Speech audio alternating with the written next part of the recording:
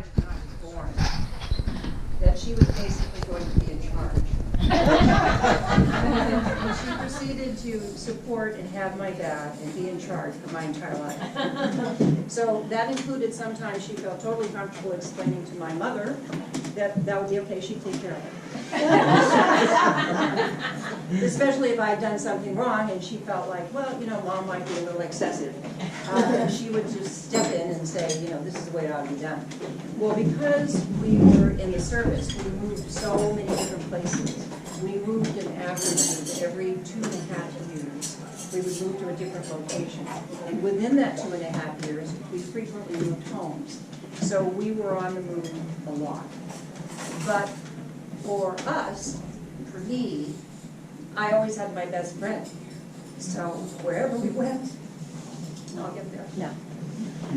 Wherever we went, we were there together. And that made all the difference. And it made all the difference for a lot of other families where they had kids and it was difficult to move around, but not for us because, as you know, it was like, matter of fact, after a few years, we got to like, it was 2.5 years.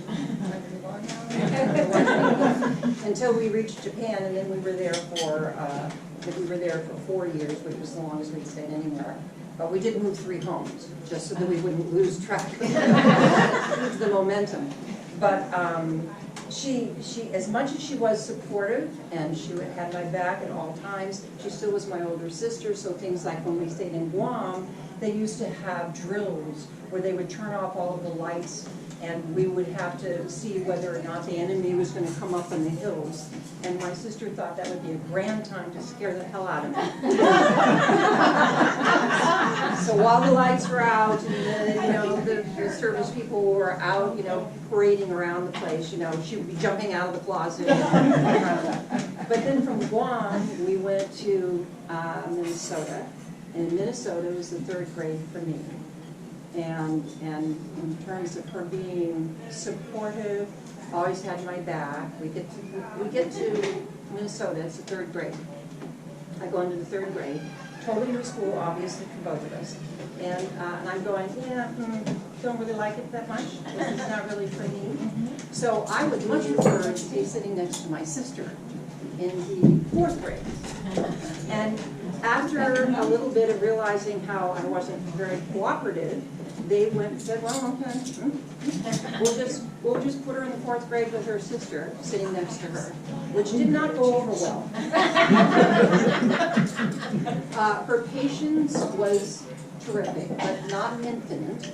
And so after a couple of days, she said, time to move on, little bird, because I don't need you, my little sister, sitting next to me in my class and so forth. And so she ushered me on into my own grade and said, make it work. So it was like forever for us. We were so close that we finish each other's sentences. And of course, wherever we went, the other person was always there. And so we knew what they were thinking. You could walk down the street, and I'd look at her and I'd go, and she'd say, I know.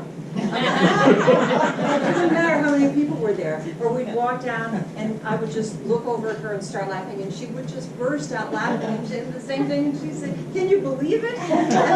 We were so attuned to one another. You could just finish the sentence and not think a thing about it, just move on.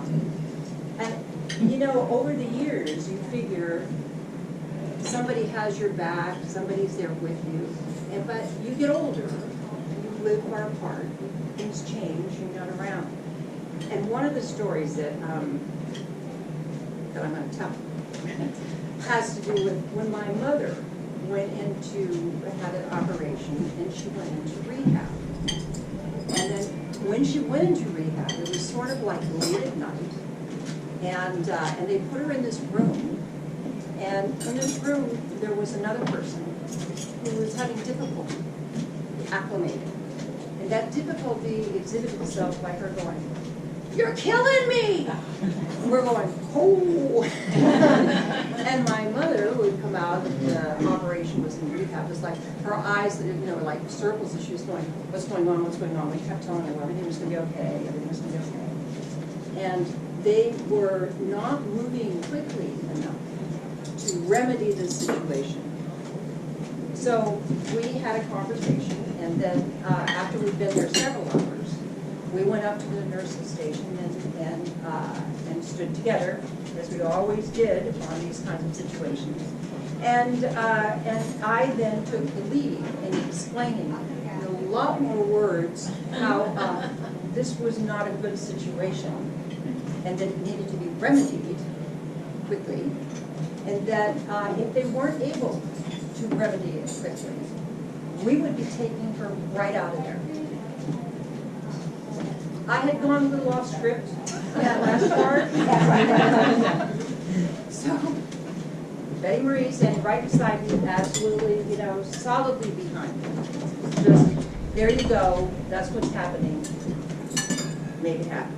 And we turned around and walked, and she said, could we walk a little further back? And she said, a little further away from the nurse's station. I said, sure. So we go there, we sit down, and she said, Ginny, you said we're going to be taking her out of here. And I said, yep. And she said, did you think we were going to be taking her out of here? And I said, yep.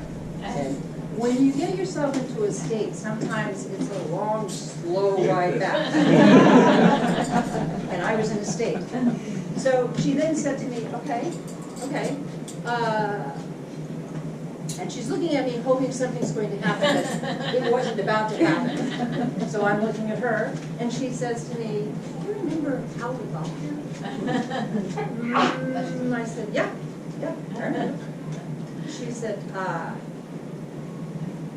ambulance? That ringing bells, anything happening now? And I'm going, well, at this point, she caught my attention at that.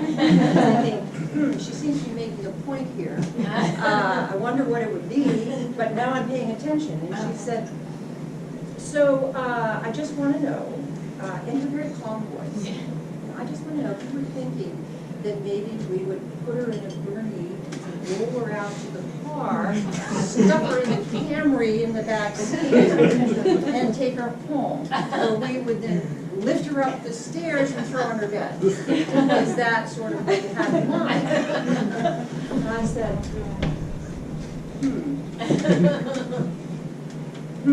Then I said, well, what do we do now? And she said, nothing. You were great.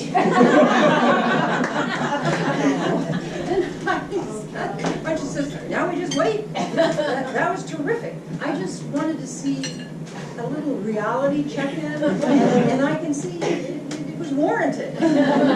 So then, after that, they actually found her room. They moved her into the room, and it must have been like 1 o'clock in the morning or something like that. And finally, we were able to leave. So we left, and as we left, we get in the elevator and we walked down, and you've got to be thinking, well, I wonder what that conversation sounded like at that juncture. And there was none. And we get out, we both get far enough away from the rehab place and near our car, and we stop, and I take a look at her, she takes a look at me, and we burst out laughing. And that was it. That was the bottom line. So, a lot of laughing we did. I have something that I want to read that had a nice intro to about her teaching. So Marie, who's in the back, son was taught by, and several of your my children had. were taught by Betty Marie, and he wrote her an email that I want to read to you. It says, Dear Mrs. Matthews, we've not spoken in a long time, but you came up in the Skype conversation I was having with my mom last night, so I thought I would reach out to you. Outside of saying hi, what I really want to do is to thank you. Thank you. From the bottom of my heart, I cannot thank you enough for all that you taught my classmates and me in that little 6th grade room in BT. You inspired me in a lifelong love of reading. You taught me that it was okay to be who I am. You encouraged me to think critically, and perhaps most importantly, you sparked a love of learning that has fueled a fire that burns to this day. I owe much of my success in my professional life to lessons I learned from you. As for that professional life, I'm a software engineer working for a company called SciAps that aims to bring precision medicine to hospitals around the nation. The high-level view of what I do is design software to link patient data to relevant cancer treatments and clinical trials to improve the overall quality of care they receive. The skills I possess that allow me to do what I do, I attribute to you and that small, wonderful classroom where Stanley the ghost would visit and we would read, laugh, and learn. I look back on those days quite fondly. Specifically, I recall when I asked you for a recommendation on a new book to read, and you introduced me to the works of J.R.R. Tolkien. You were an amazing teacher, and I cannot overstate how much I appreciate that. Once again, thank you. I hope this email finds you in good health. Tell Stanley I say hello, and he's still kicking around. Warmness, regards, Matt. P.S. An AOL address? I was skeptical when you told me you were 104 years old, but you've made a believer out of it. So yes, the ghost he got, I think, because she was Mrs. Stanley when he had her. So I think the ghost, I think he went to Stanley instead of Charlie. The ghost was Charlie. Yeah, the ghost was Charlie. He had Mrs. Stanley.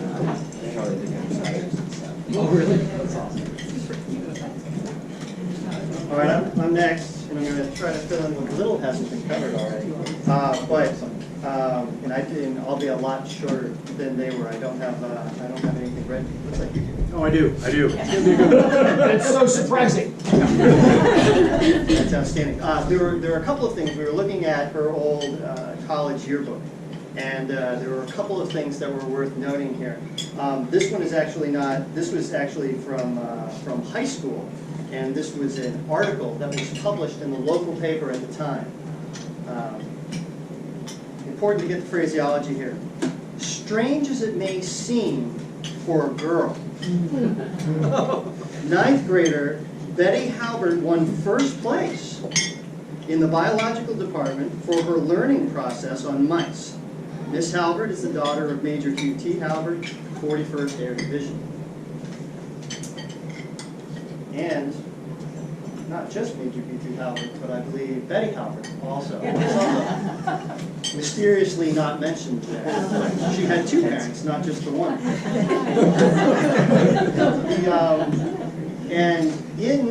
As we went through, we looked, and what they had in here, just so you know, the diversity of things that she's involved with in high school. She went to high school, she's from Chelmsford. She majored in psychology. She was a dorm counselor. She was a member of the Precisionettes, and she played lacrosse. Oh, wow. Exactly. So part of what, growing up in Gardner, before she met George, and when she hadn't gotten back into teaching, she stopped teaching in order to have the two of us, which didn't entirely stop the teaching because she then just used those skills to experiment on the two of us.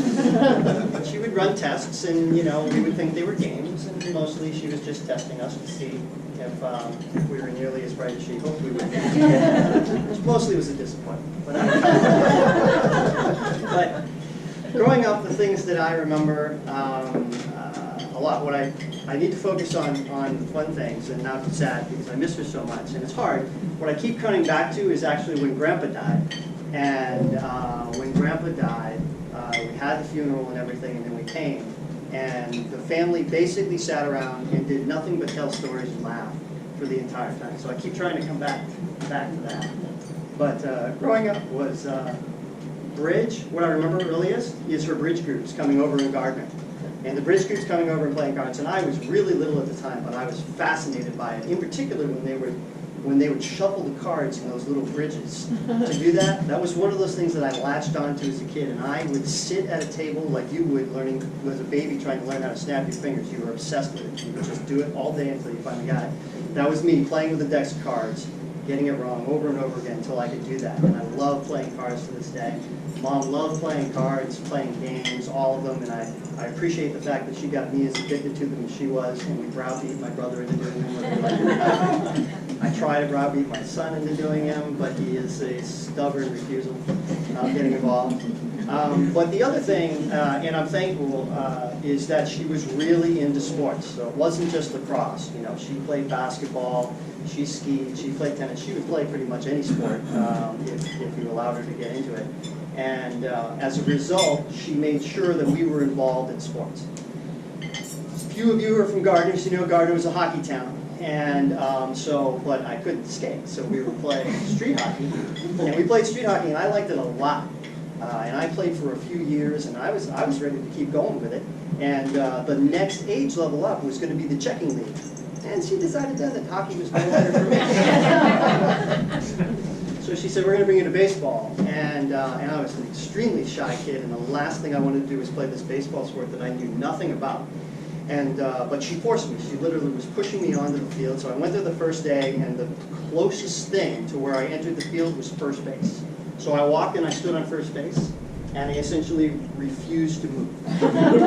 So I played Little League at first base, and only first base. And I was really good to start, so that made it easy. I could really hit the ball. And then the coaches stopped pitching